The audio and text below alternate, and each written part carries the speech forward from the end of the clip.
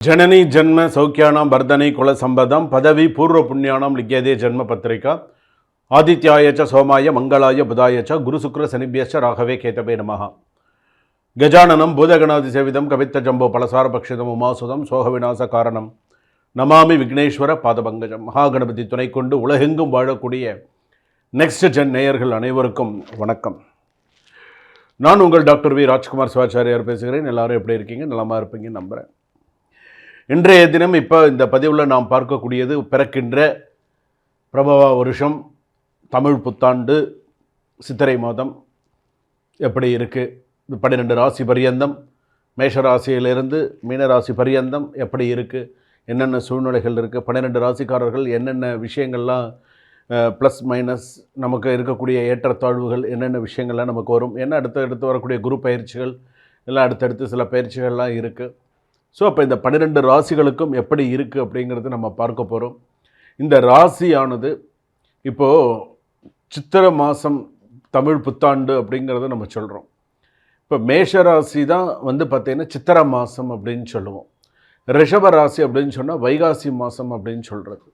மிதுன ராசி அப்படின்னு சொன்னால் ஆனி மாதத்தில் பிறந்தோம். இந்த சூரியன் எந்த ஸ்தானத்தில் உங்கள் ஜாதகப்படி இருக்கோ அதுதான் உங்களுடைய தமிழ் மாதம்.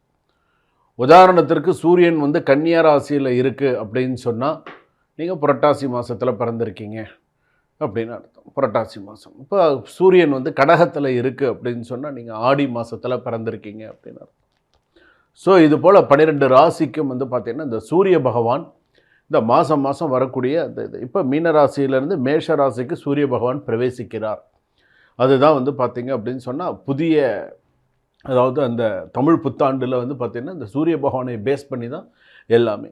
இப்போ அந்த சூரிய பகவான் அந்த ராசிக்கு பிரவேசிக்கும் பொழுது எப்படி இருக்கும், 12 ராசிக்கெல்லாம் எப்படி இருக்கும், மற்ற கிரகங்கள் எல்லாம் பேஸ் பண்ணி எப்படி இருக்கும், சூரியன் முதல், அது சுற்றி இருக்கக்கூடிய கிரகங்கள் நீங்கள் நவகிரகத்தில் பார்த்துருப்பீங்க. ஸோ இந்த கிரகங்கள்லாம் எப்படி இருக்குது அப்படிங்கிறத நம்ம பார்க்க போகிறோம். கடைசி வரைக்கும் வீடியோ ஸ்கிப் பண்ணாமல் பாருங்கள்.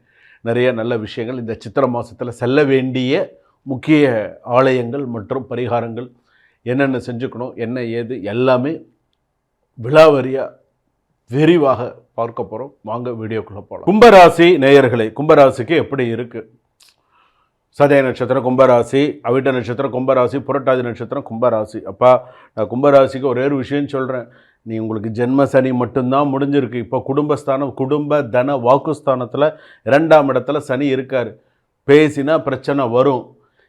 சனி முடிஞ்செடுத்து, ஓகே, ஜென்ம சனி முடிஞ்செடுத்து, ஓகே, ரைட்டு. இப்போ இடத்துல எந்த ஸ்தானத்தில் இருக்கார்? 2ஆம் இடம், குடும்பஸ்தானம், தன வாக்குஸ்தானம் 2ஆம் இடத்துல இருக்கார். பேசுனா பிரச்சனை வரும், கவனமாக பேசுங்க. திடீர் மாற்றம் வாழ்க்கையை ஒரு லெவலுக்கு கொண்டு வரும். ஸோ ஓகே தான், ஒன்றும் பிரச்சனை இல்லை. சனி ஆதிக்கம் கொண்ட ராசி என்பதால் அன்எக்ஸ்பெக்டடான நல்ல மாற்றங்கள்லாம் வரும் காலம் இது. நீ யோசிக்காத இடத்தில் வாய்ப்புகள் திறக்கும். நீ யோசிச்சிருக்கவே மாட்டேன், இந்த இடத்துல நமக்கு கிடைக்குமான்னு, அந்த இடத்துல உனக்கு கிடைக்கும். ஸோ நல்ல விஷயங்கள் உண்டு, திறக்கும். பழைய பிரச்சனைகள் முடிவுக்கு வரும். ஆனால் ஒரு புதிய பொறுப்புகள் அதிகரிக்கும். மாற்றங்களை பயப்படாமல் ஏற்றுக்கொண்டால் வளர்ச்சி, சக்ஸஸ்.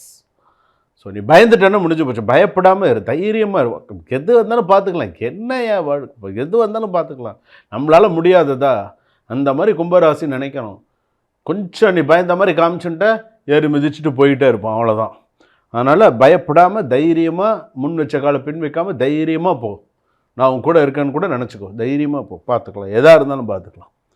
காதல் திருமணம்லாம் எப்படி இருக்கும்? காதலில் சடன் ட்விஸ்ட். என்ன சமயம் காதலில் ட்விஸ்ட்டுங்கிறீங்க? இருக்கத்தான் இருக்குது, என்ன பண்ணுறது? காதலில் ட்விஸ்ட் இருக்குது. லாங் கேப் இருந்தால் உறவு மீண்டும் சேரும் வாய்ப்பு, கொஞ்சம் அதை புரிஞ்சுக்கோங்க. திருமணம் பார்க்கும் விஷயத்தில் திடீர் முடிவு எடுக்க நேரிடும். தம்பதியர் வாழ்க்கையில் அட்ஜஸ்ட்மெண்ட் தேவை.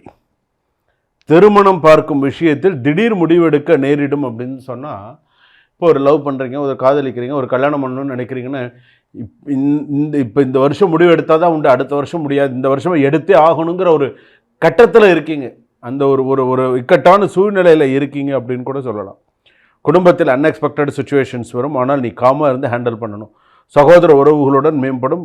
வீட்டில் புதிய மாற்றங்கள், வீடு ஷிஃப்ட்டு, ரெனோவேஷன் ஒர்க்கு, இந்த மாதிரிலாம் நடக்கிறதுக்கான வாய்ப்புகள் உண்டு. வாழ்க்கையில் வேலை தொழில் 2 கண் மாதிரி. சில பேர் வேலை, சில பேர் தொழில், 2 கண்ணு மாறும்.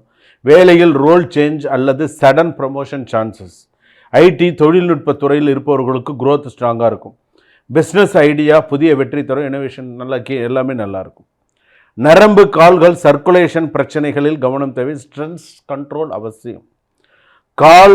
கால்கள் அப்புறம் நரம்புகள் சர்க்குலேஷன் பிரச்சனைகளில் கவனம் தேவை அப்படின்னு கணிச்சிருக்கேன். ஸோ இதுக்கு கவனமாக இருந்துக்கோங்க.